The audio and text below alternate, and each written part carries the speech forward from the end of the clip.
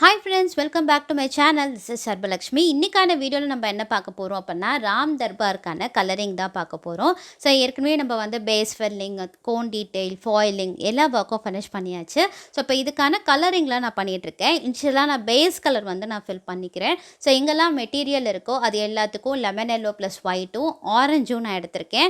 And அதுக்கு அப்புறம் பின்னாடி இருக்கிற அந்த குஷன் மாதிரி இருக்கிறதுக்குலாம் கொஞ்சம் பிரவுன் கலர், அதுக்கு அப்புறம் ப்ளூ கலர் பேसेस எடுத்துர்க்கேன். ஸ்கின் டோனுக்கு வந்து பாத்தீங்க அப்படினா ஃப்ளஷ் டிண்ட் வச்சு வர்க் பண்ணியிருக்கேன். அண்ட் ராமருக்கு மட்டும் என்ன பண்ணியிருக்கேன் அப்படின்னா ஒயிட்டோட கொஞ்சோண்டு ப்ளூ மிக்ஸ் பண்ணி நான் கொடுத்துருக்கேன். ஸோ தட் நமக்கு வந்து ஒரு ப்ளூ கலர் ஸ்கின் டோன் நம்ம வந்து ராமருக்கு ஒர்க் பண்ண போகிறோம். ஸோ இப்போ இது வந்து ரொம்ப ட்ரெடிஷ்னலும் இல்லாமல் கமர்ஷியலும் இல்லாமல் ஒரு ரெண்டுத்துக்கும் நடுவில் ஒரு ஃபார்மில் நம்ம ஒர்க் பண்ணியிருக்கோம். ஸோ பக்கா ட்ரெடிஷ்னல் ஃபார்ம் அப்படின்னா நம்ம ராமர் பட்டாபிஷேகம் இருக்குது இல்லையா, ஸோ அதில் நிறைய கேரக்டர்ஸ் இருப்பாங்க, ஸோ நிறைய ரிஷிகள்லாம் இருப்பாங்க. ஸோ இந்த 15*12 இன்ச்சஸில் நம்ம அது ஒர்க் பண்ணுறது அப்படிங்கிறது ரொம்பவே கஷ்டம். இதே நீங்கள் 24/18லாம் நீங்கள் ஒர்க் பண்ணுறீங்க அப்படின்னா கண்டிப்பாக அந்த மாதிரி ஒரு ஸ்டைல் ஒர்க் பண்ணலாம். மோஸ்ட்லி நம்ம ராம் பட்டாபிஷேகம், ராம் தர்பார்லாம் ஒர்க் பண்ணுறோம், ட்ரெடிஷ்னல் டச்சோட ஒர்க் பண்ணுறோம் அப்படின்னா அதுக்கான ஸ்கின் டோன் வந்து ஒரு க்ரீன் பேஸ்லாம் நம்ம ஒர்க் பண்ணுவோம். ஸோ இது வந்து அந்த கிளைண்ட்டோட ரெக்வஸ்ட்க்கு ஏற்ற மாதிரி, ஸோ அவங்களோட ரெஃபரன்ஸ் பிக்சரை கொஞ்சம் மேட்ச் பண்ணி ஸோ கொஞ்சம் நிறைய பிக்சர்ஸ் கொஞ்சம் ஸ்டடி பண்ணிவிட்டு ஒர்க் பண்ணியிருக்கோம். அண்ட் இது வந்து ரொம்பவே மினிமலான ஒரு ஃபார்ம். ஒரு 15/12 நீங்கள் ஒர்க் பண்ணணும் அப்படின்னா கண்டிப்பாக இதை ட்ரை பண்ணி பார்க்கலாம். அண்ட் இதில் மோஸ்ட்லி நம்ம என்னென்ன பண்ணியிருக்கோம் அப்படின்னா ஒரு blue colour skin tone base கேரக்டர்ஸும், அதுக்கப்புறம் வந்து ஒரு ஃப்ளஷ் டிண்ட் கலரில் இருக்கிற ஸ்கின் டோன் பேஸஸும் நம்ம ஒர்க் பண்ணியிருக்கோம். அண்ட் இதில் பார்த்தீங்க அப்படின்னா ராமர், சீதா, லக்ஷ்மணன், பரதன், அதுக்கப்புறம் சத்ருகனன், அதுக்கப்புறம் வந்து அனுமான் இருக்கிற மாதிரியான பெயிண்டிங் தான்.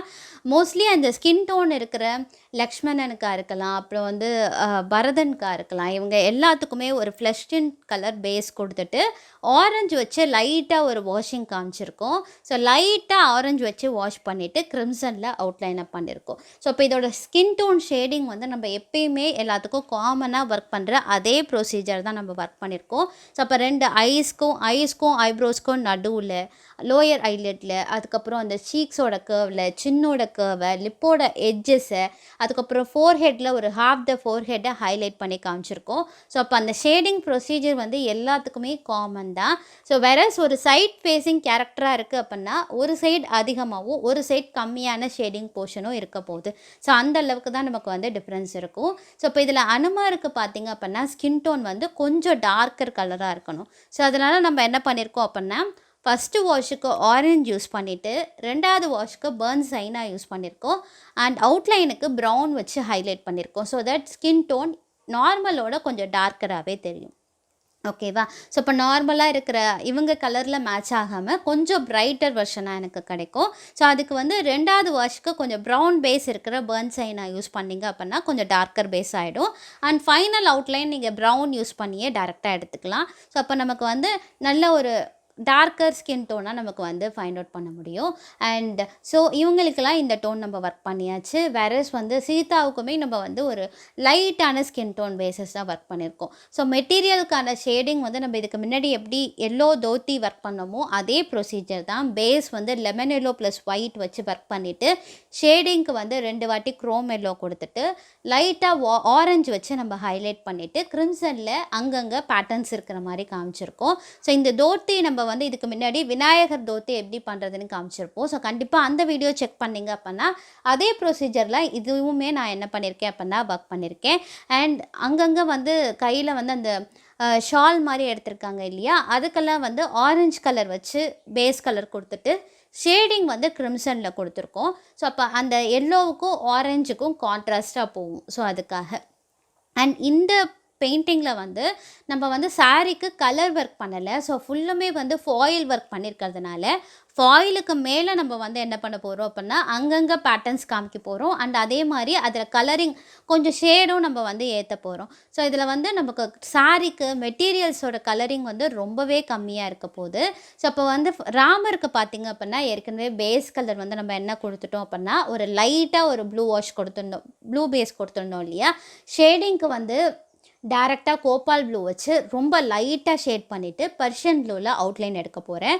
ஸோ இதே நீங்கள் கம்ப்ளீட்டாக அந்த ட்ரெடிஷ்னலாக ஒரு ஆன்டிக் லுக்கில் க்ரியேட் பண்ணணும் அப்படின்னா நீங்கள் வந்து ஒரு க்ரீன் பேஸ் ஸ்கின் டோன் ராமருக்கு ஒர்க் பண்ணிங்க அப்படின்னா அந்த பழைய ஸ்டைலை மேட்ச் பண்ண முடியும். ஸோ பழைய பிக்சர் பார்த்தீங்க அப்படின்னா நல்லாவே தெரியும் உங்களுக்கு. இது வந்து நம்ம வந்து கொஞ்சம் அந்த கமர்ஷியல் ஸ்டைலில் ஃபீச்சர்ஸ் வந்து ட்ரெடிஷ்னலாக கொஞ்சம் ஒர்க் பண்ணியிருக்கோம். ஸோ வந்து ரொம்ப வந்து நம்ம என்ன பண்ணலை அப்படின்னா அந்த ட்ரெடிஷ்னலோட கலர்ஸை மேட்ச் பண்ணாமல் இப்போ இருக்கிற கலர்ஸோட கொஞ்சம் மேட்ச் பண்ணி ஒர்க் பண்ணியிருக்கோம். அண்ட் இதில் பார்த்திங்க அப்படின்னா கார்லேண்ட் வந்து ஒரு என்ன பண்ணியிருக்கோம் அப்படின்னா நார்மலாக ஒரு ஒயிட்டும் பிங்க்கும் இருக்கிற மாதிரி என்ன பண்ணியிருக்கோம் அப்படின்னா ஒர்க் பண்ணியிருக்கோம். ஸோ அப்போ ஒரு ரோஜா பூவும் முல்லைப்பூவும் இருக்கும். ஸோ அந்த மாதிரி கலந்த பூ மாதிரி நம்ம என்ன பண்ணியிருக்கோம் அப்படின்னா ஒரு மாலை ஒர்க் பண்ணியிருக்கோம். அண்ட் ஸோ இப்போ லைட்டாக ஷேடிங் இது டேரெக்டாக ஃபேஸ் பண்ணுற ஃபேஸாக இருக்கிறதுனால ஒரு டேரக்ட் ஃபேஸிங் ஃபேஸ், இது சைட் வியூ கிடையாது, டேரக்ட் ஆங்கிளில் இருக்கிற வியூங்கிறதுனால இதுக்குமே ஷேடிங் வந்து நம்ம எப்போயும் ஸ்கின் டோனுக்கு எப்படி ஒர்க் பண்ணுவோமோ அதே ப்ரொசீஜரில் தான் நான் ஒர்க் பண்ணியிருக்கேன். ஸோ இப்போ என்னோடய ஃபேஸ் ட்ராயிங் வீடியோ பார்த்துருந்தீங்க அப்படின்னா ஷேடிங் எப்படி பண்ணணும் அப்படிங்கிறது உங்களுக்கு கண்டிப்பாக ஒரு ஐடியா இருந்திருக்கும். ஸோ கண்டிப்பாக இதுக்கு முன்னாடி இருக்கிற ஃபேஸ் ட்ராயிங்க்கான வீடியோஸ் போயிட்டு கண்டிப்பாக செக் பண்ணி பாருங்கள். ஸோ தட் நம்ம எங்கெல்லாம் அந்த ஷேடிங் பண்ணியிருக்கோம் அப்படிங்கிறத உங்களுக்கு கிளியராகவே அண்டர்ஸ்டாண்ட் ஆகும். ஓகேவா? ஸோ ஒன்ஸ் நான் வந்து லைட்டாக பென்சில் ஸ்கெட்ச் நான் ஒர்க் பண்ணிவிட்டு அதை லைட்டாக எரேஸ் பண்ணிவிட்டு அதுக்கான கலரிங் ப்ராசஸ் நான் ஆரம்பிச்சுக்கிறேன். ஸோ தட் எனக்கு அந்த பென்சில் மார்க்கோட ஹைலைட் வந்து ரொம்ப விசிபிள் ஆகாது. ஓகேவா? அண்ட் அகெயின் ஒரே ஸ்கெட்சை ஒரே போஸ்டரை நான் கான்சன்ட்ரேட் பண்ணாமல் ஸோ அது கொஞ்சம் காய விட்டு ஷேடிங் பண்ணுற டைமில் ஸோ அடுத்த கேரக்டரையும் நான் கான்சன்ட்ரேட் பண்ணிக்கிறேன். ஸோ தட் எனக்கு ஒரே நேரத்தில் ஓவரால் தீம் எனக்கு சீக்கிரம் கம்ப்ளீட் ஆகும். அண்ட் எனக்கு வந்து இதோட டெட்லைன் டேட் ரொம்ப கடைசி நேரத்தில் பண்ணிகிட்டு இருந்ததுனால என்னால் ஒவ்வொரு கேரக்டர்ஸையும் என்னால் தனித்தனியாக உங்களுக்கு வந்து ஃபீச்சர்ஸ் எக்ஸ்பிளைன் பண்ணி சொல்ல முடியல.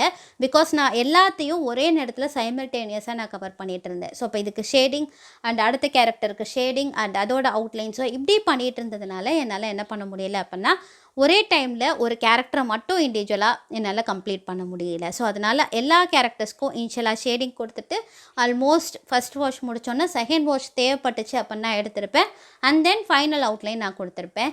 ஸோ ஒன்ஸ் அந்த ஸ்கின் டோன் கலரில் இருக்கிற எல்லாத்தையும் நான் என்ன பண்ணிட்டேன் அப்படின்னா ஒரே மாதிரி எனக்கு என்ன பண்ணிட்டேன் அப்படின்னா ஷேடிங் டோன் பேஸ் எடுத்துட்டேன்.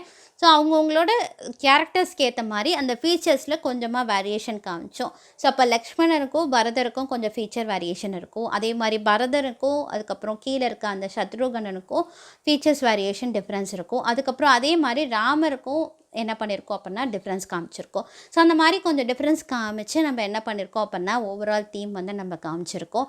அண்ட் இது ரொம்ப மினிமலாக நீங்கள் ஒரு 15 to 12 inches நீங்கள் ஒர்க் பண்ணணும் அப்படிங்கிறப்ப ரொம்பவே சூப்பராக இருக்கும். அண்ட் ஒன்ஸ் இந்த கேரக்டர் ஃபுல்லாக இந்த பெயிண்டிங் அந்த போர்டு ஃபுல்லாக நிறக்க இருக்கும்னு சொல்லுவாங்க இல்லையா? ஸோ நமக்கு பார்க்குறதுக்கே ஃபுல்ஃபில்டாக இருக்கும். நமக்கு அந்த போர்டு ஃபுல்லாக கேரக்டர்ஸில் நமக்கு கிடைக்கும்.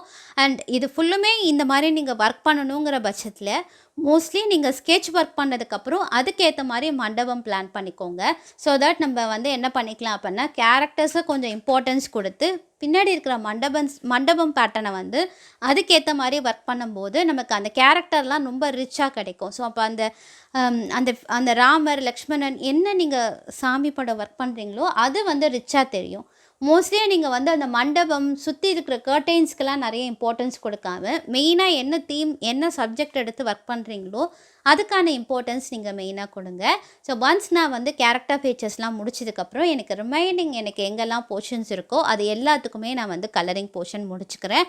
அண்ட் இதில் நிறைய இடத்துல வந்து எனக்கு கோல்ட் ஃபாயில் அண்ட் எம்போசிங் கொடுத்துருந்ததுனால கலரிங் போர்ஷன் ரொம்பவே கம்மியாக தான் இருந்துச்சு. அதாவது ஸ்கின் டோனுக்கும் கொஞ்சம் இடத்துல மெட்டீரியல்ஸுக்கும் தான் எனக்கு வந்து கலரிங் போர்ஷன் இருந்துச்சு. மோஸ்ட் ஆஃப் த ஏரியா எனக்கு என்ன இருந்துச்சு அப்படின்னா மக் ஒர்க் அண்ட் அதுக்கான ஃபாயில் ஒர்க்லேயே எனக்கு கவர் பண்ணியிருந்தோம். ஓகே. ஸோ இந்த பெயிண்டிங் பார்த்தீங்க அப்படின்னா இதுவுமே நம்ம சுரேஷ் அப்புறம் அவங்களோட ஃபேமிலிக்காக நம்ம பண்ணி கொடுத்துருந்தோம். ஸோ அவங்களுக்கு ரொம்பவே பிடிச்சிருந்துச்சு ஒன்ஸ் நம்ம வந்து ஃபினிஷிங் முடிச்சதுக்கப்புறம். அண்ட் நம்ம சேனலை இதான் நீங்கள் ஃபஸ்ட் டைம் பார்க்குறீங்க அப்படின்னா தாஞ்சூர் பெயிண்டிங் ரிலேட்டட் வீடியோஸ் தொடர்ந்து பார்க்கணும் அப்படின்னா மறக்காமல் நம்ம சேனலை சப்ஸ்கிரைப் பண்ணிக்கோங்க. ஸோ தட் ஃப்யூச்சரில் எல்லா வீடியோவும் உங்களால் பார்க்க முடியும். ஸோ நான் எல்லா இடத்துலையும் டீட்டெயில் முடிச்சதுக்கப்புறம் நான் என்ன பண்ணிட்டேன் அப்படின்னா கீழே இருக்க அந்த பூத்தட்டு அதுக்கப்புறம் அனுமர் கையில் வந்து பூ வச்சுருக்காங்க இல்லையா? ஸோ அது எல்லாத்தையுமே நான் என்ன பண்ணிட்டேன் அப்படின்னா டீட்டெயில்ஸ் எடுத்துக்கிட்டேன். ஒரு டார்க் பேக்ரவுண்டாக கொடுத்தோன்னே எனக்கு கேரக்டர்ஸ் எல்லாம் ரொம்ப அந்த காட் அண்ட் காடஸஸ்லாம் வந்து ரொம்ப பளிச்சுன்னு எடுத்து கொடுக்க ஆரம்பிச்சிட்டாங்க. ஸோ எனக்கு வந்து ஏற்கனவே பண்ணியிருக்க பெயிண்டிங்கோட இந்த பெயிண்டிங் வந்து சேர்ந்து போகணும். ஸோ அதனால் நான் என்ன பண்ணிட்டேன் அப்படின்னா எல்லா பிக்சர்ஸ்க்கும் ஒரே கலர் வந்து பேலன்சிங்காக நான் வச்சுட்டேன். அண்ட் இதோட ஃப்ளோருக்கு பார்த்தீங்க அப்படின்னா ரெட் கலர் பேஸ் நம்ம செட் பண்ணியிருந்தோம். ஸோ ஒரு ரெட் கலரில் கீழே ஃப்ளோரும் மேலே பேக்ரவுண்ட் வந்து ப்ளூ கலர் இருக்கிற மாதிரியும் நம்ம என்ன பண்ணியிருக்கோம் அப்படின்னா ஒர்க் பண்ணியிருக்கோம். ஸோ ஒன்ஸ் இதோட பேக்ரவுண்ட் ஒர்க் பண்ணதுக்கப்புறம் சுற்றி இருக்கிற ஏரியாவுக்கு வந்து நான் என்ன பண்ணிட்டேன் அப்படின்னா பிளாக் கொடுத்து க்ளோஸ் பண்ணிட்டேன். Okay, S. ஸோ நான் என்னோடய பெயிண்டிங்கை கம்ப்ளீட்டாக முடிச்சதுக்கப்புறம் என்னோடய ஓவரால் அவுட்கம் இப்படி தான் இருந்துச்சு. ஸோ எப்படி இருந்துச்சு அப்படின்னு சொல்லிட்டு எனக்கு மறக்காமல் கமெண்ட் பண்ணுங்கள். அண்ட் ஐ ஹோப் இந்த வீடியோ உங்களுக்கு ரொம்பவே யூஸ்ஃபுல்லாக இருக்கும் அப்படின்னு சொல்லிட்டு நம்புகிறேன். அண்ட் ஸோ ஒன்ஸ் நான் பேக்ரவுண்ட்லாம் கொடுத்ததுக்கப்புறம் எனக்கு ஃபினிஷிங் பார்த்திங்க அப்படின்னா எல்லா கேரக்டரும் ரொம்ப தனித்தனியாக இண்டிவிஜுவலாக தெரிஞ்சாங்க.